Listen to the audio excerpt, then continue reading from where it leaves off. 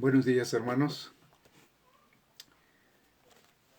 Dios les bendiga a cada uno de ustedes. Quiero hoy compartir la palabra de Dios y quiero que pensemos un poquito en esas bendiciones que Dios tiene para cada uno de nosotros. El tema de hoy es el acto salvador de Dios.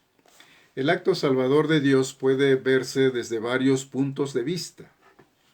Consideraremos algunos de los términos usados en la Biblia para exponer lo que Dios hace a favor de nosotros en Cristo en el acto de salvarnos. Oremos. Padre, en este momento estamos ante tu presencia para meditar en tu palabra, deseando que a través de ella traigas bendición a nuestro corazón. Prepara nuestras mentes y nuestros corazones, en el nombre precioso de Jesucristo. Amén. Bien, primeramente vamos a ver, en Cristo tenemos perdón de pecados. Esta es una de las bendiciones fundamentales de la salvación. Las Escrituras exponen esta idea del perdón. Aún en el Antiguo Testamento, la salvación del pecado, la liberación del pecado, era la principal bendición. Tenemos dos salmos muy preciosos, como es el Salmo 32 y el Salmo 51. En cada uno de estos casos, el penitente llega a reconocer que el pecado ha interrumpido su comunión con Dios y que no hay para él posibilidad de paz y de gozo, sino hasta que su pecado esté perdonado. El salmista decía allí en el Salmo 32, en el versículo 1, bienaventurado. Y esta palabra bienaventurado quiere decir feliz o felicísimo o doblemente feliz. Bienaventurado o felicísimo aquel cuya transgresión ha sido perdonada y cubierto su pecado. Pero mientras David no hacía la confesión, él dice, mientras cayese envejecieron mis huesos en mi gemir todo el día, porque de día y de noche se agravó sobre mí tu mano, se volvió mi verdor en sequedades de verano. Mi pecado te declaré y no encubrí mi iniquidad. Dije, confesaré mis transgresiones a Jehová, y tú perdonaste la maldad de mi pecado. Allí vemos la importancia de confesar y la bendición de recibir el perdón de los pecados. Tenemos unos versículos más que vamos a estar viendo en el desarrollo de este tema. Salmo 103.3. Algunos de nosotros lo conocemos. Salmo 103.3. Él es quien perdona todas tus iniquidades. También podemos ver los versículos 10 al 13, que nos dice de esta manera, no ha hecho con nosotros conforme a nuestras iniquidades, ni nos ha pagado conforme a nuestros pecados. Porque como la altura de los cielos sobre la tierra, engrandeció su misericordia sobre los que le temen. Cuanto está lejos el oriente del occidente, hizo alejar de nosotros nuestras rebeliones. Como el Padre se compadece de los hijos, se compadece Jehová de los que le temen. En el Nuevo Testamento también encontramos esta verdad expuesta, Mateo 6:12, en la oración modelo. Versículo 12 dice, y perdónanos nuestras deudas, como también nosotros perdonamos a nuestros deudores. Y en el mensaje que se iba a llevar a las naciones, podemos encontrar en Lucas 24:47, nos dice, y que se predicase en su nombre el arrepentimiento y el perdón de pecados en todas las naciones, comenzando desde Jerusalén.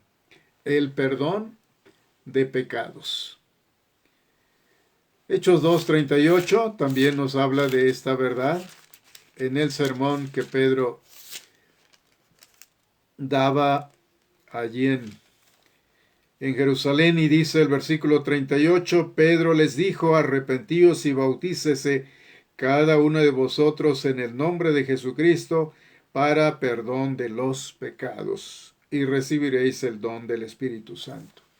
Perdón de pecados. Efesios 1:7 también nos dice de esta manera, en quien tenemos redención por su sangre, el perdón de pecados. Sin perdón no hay redención, no hay libertad, no hay liberación. El perdón de los pecados fue la bendición fundamental del Evangelio de Cristo, de las buenas nuevas de Cristo a la gente. Pero vamos a ver el significado del perdón. Perdonar quiere decir enviar lejos. La palabra remitir quiere decir enviar hacia atrás o lejos. Entonces, remitir los pecados es enviarlos lejos. ¿En qué sentido? Es una figura de lenguaje. Vamos a ver algunas citas. Tenemos Isaías capítulo 38, versículo 17. He aquí, amargura grande me sobrevino en la paz, mas a ti agradó librar mi vida del hoyo de corrupción, porque echaste tras tus espaldas todos mis pecados. También tenemos en el capítulo 31 de Jeremías, versículo 34. Jeremías 31, 34. Nos dice de esta manera, y no enseñará más a ninguno a su prójimo, ni ninguno a su hermano, diciendo, conoce a Jehová, porque todos me conocerán, desde el más pequeño de ellos hasta el más grande, dice Jehová. Porque perdonaré la maldad de ellos, y no me acordaré más de su pecado. No me acordaré más. El Señor olvida el pecado. Tenemos Miqueas capítulo 7, versículo 19. Miqueas 7, 19 dice, Él volverá a tener misericordia de nosotros, sepultará nuestras iniquidades y echará en lo profundo del mar todos nuestros pecados. Entonces, el perdón significa que el pecado como barrera que interrumpe nuestra comunión con Dios es quitado. El salmista David decía, y en el Salmo 51:4, contra ti he pecado y he hecho lo malo delante de tus ojos. Cuando se reconoce y se confiesa, recibe uno el perdón. Isaías 59:2 vemos lo que ocasiona el pecado. Isaías 59, versículo 2, pero vuestras iniquidades han hecho división entre vosotros y vuestro Dios, y vuestros pecados han hecho ocultar de vosotros su rostro para no oír. Cuando el pecado es perdonado, entonces el obstáculo para el compañerismo es suprimido. Y en este sentido el pecado es remitido, o sea, es enviado lejos. Es semejante a la amistad renovada entre los amigos y los familiares que antes se encontraban distanciados. Una carga pesada se quita del alma. Ahora, si un hombre no puede creer en un Dios personal, tampoco puede creer en el perdón de los pecados. El pecado rompió el compañerismo del hombre con Dios y trajo muerte espiritual, seguida de toda una ola de males derivados del pecado y de la muerte espiritual. Dios perdonó a David porque él cometió adulterio con Betsabé, y muchas lágrimas amargas derramó él por las consecuencias de su pecado, aun cuando saboreó la dulzura de la gracia perdonadora de Dios. La experiencia del perdón de los pecados, como un acto de gracia por parte de Dios, no solamente aparta el pecado, como un obstáculo al compañerismo con Dios, sino que nos da un discernimiento del carácter de Dios que de otro modo sería imposible. Dios es santo y eso nos hace ver que Él perdona nuestros pecados cuando nosotros realmente nos arrepentimos. En otras palabras, el pecador perdonado entiende a Dios y consecuentemente tiene un compañerismo con Dios y se manifiesta en él el espíritu evangelístico y misionero. Cuando hemos experimentado el perdón de Dios en nuestras vidas y gozamos de esa relación con Dios, nos damos cuenta de que hay mucha gente que no disfruta esta bendición y entonces buscamos la manera y tenemos el interés para compartir el mensaje de Dios a otras personas. Poderles evangelizar o llevarles las buenas nuevas. Entonces, esto es lo que nosotros podemos ver, el perdón de pecados. En segundo lugar, en Cristo somos justificados. Vamos a ver la definición de la justificación. La justificación es el acto de Dios por el cual el pecador, hasta ese momento, condenado a causa de su pecado, con la condición de su fe en Cristo, es perdonado y recibido en el favor divino. Notemos dos diferencias de la justificación con el perdón de pecados. Uno, la justificación es un término legal. Declarar a uno justo. Una es la palabra legal para absolver al que ha sido acusado de un crimen. La justificación trata con el pecado como la causa que acarrea sobre nosotros la condenación de la ley. En segundo lugar, la justificación es algo que ocurre una vez por todas. Solamente una vez somos justificados. El perdón necesita repetirse en la vida de los cristianos.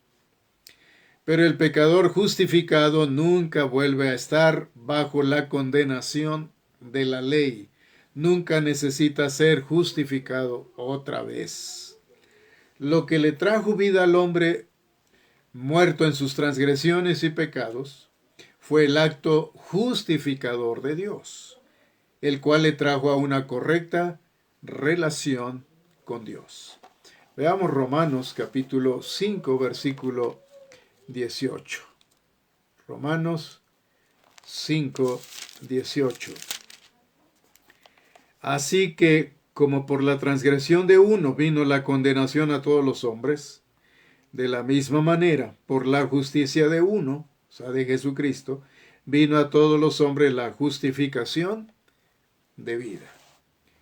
Y Juan 5:24 dice, de cierto os digo, el que oye mi palabra y crea al que me envió tiene vida eterna y no vendrá a condenación, mas ha pasado de muerte a vida. Ya no hay condenación.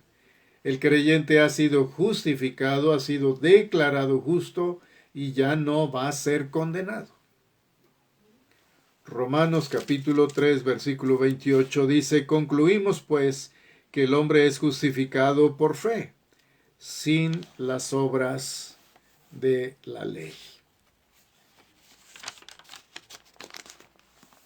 En tercer lugar, vemos en Cristo somos reconciliados con Dios. Este es otro término que vemos en la Biblia usado para nuestra salvación. Romanos 5, versículos 9 y 10 dicen de esta manera, pues mucho más estando ya justificados en su sangre, por él seremos salvos de la ira. Porque si siendo enemigos fuimos reconciliados con Dios por la muerte de su Hijo, mucho más estando reconciliados seremos salvos por su vida. Considera el pecado como la causa del alejamiento y del desvío entre Dios y el hombre. El pecado aleja al hombre de Dios, lo desvía. Pero cuando esta desunión desaparece, entonces el pecador ha sido reconciliado con Dios. Veamos segunda carta a los Corintios, capítulo 5. Segunda carta a los Corintios, capítulo 5, versículos 19. Que Dios estaba en Cristo reconciliando consigo al mundo, no tomándoles en cuenta a los hombres sus pecados, y nos encargó a nosotros la palabra de la reconciliación. El creyente, el cristiano, ha sido reconciliado con Dios. Ya no somos enemigos de Dios. Ya no caminamos contrarios a Dios. Hemos sido puestos en paz con Dios. Hemos sido reconciliados con Dios. Y la reconciliación consiste en la eliminación del descontento con Dios. Ahora estamos bien con Dios, caminamos con Dios, y esta es una gran bendición, estar reconciliados con Dios. Y por último, en Cristo somos adoptados. La aplicación usual del término es con referencia a haber sido nosotros hechos espiritualmente hijos de Dios cuando nos hicimos cristianos. Cuando nos hicimos cristianos, entonces fuimos adoptados. Ahora, este también es un término legal, como la justificación. Indica el acto por el cual uno, que no es naturalmente hijo, es legalmente hecho el hijo y el heredero de quien lo adopta. Así como la adopción que se maneja en el día de hoy, unos padres adoptan un niño, ese niño naturalmente no es su hijo, pero cuando lo adoptan, legalmente viene siendo su hijo, con todos los derechos y los privilegios. De igual manera, así nosotros con Dios. Veamos Romanos capítulo 8, versículo 15. Romanos 8:15 dice: pues no habéis recibido el espíritu de esclavitud para estar otra vez en temor, sino que habéis recibido el espíritu de adopción, por el cual clamamos, Abba, Padre. El espíritu de adopción. Hemos sido adoptados y ahora podemos decirle, como dice aquí, Abba, Padre. Es un término más íntimo para relacionarnos con Dios y poder decirle papá o papito. Una relación más cercana. También tenemos Gálatas 4:5. Gálatas capítulo 4, versículo 5.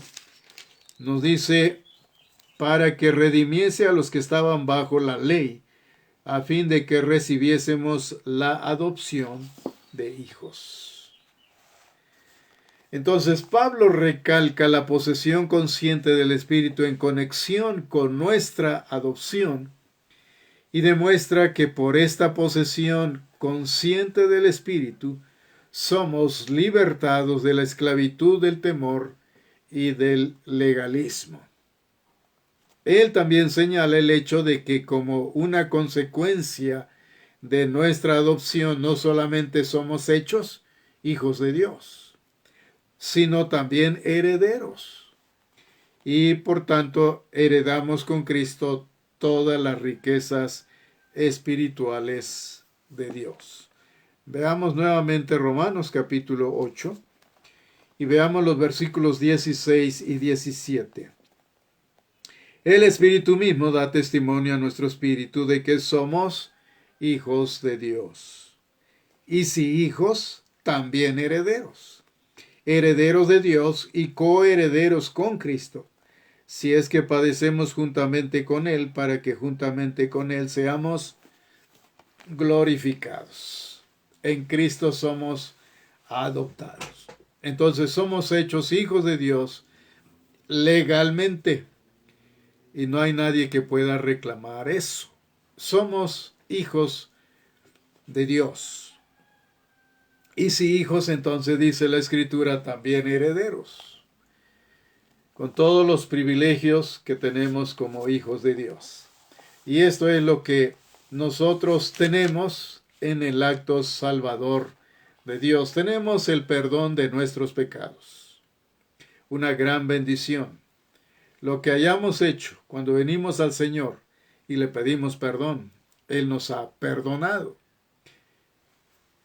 También somos justificados. De una vez por todas somos declarados justos y ya no hay ninguna condenación. También somos reconciliados con Dios. Ahora ya no hay esa enemistad con Él. Y también hemos sido adoptados y legalmente somos sus hijos, con todos los privilegios, herederos de Dios. Y estos son bendiciones que tenemos los que hemos creído en Cristo. Gracias a Dios por su amor, al permitir que enviara a su Hijo a este mundo y muriera por nosotros, y ahora tener estas bendiciones maravillosas en nuestra vida. Que Dios les bendiga y Dios nos ayude a apreciar cada día estas bendiciones y a apropiarnos cada día más de estas bendiciones. Que Dios les bendiga.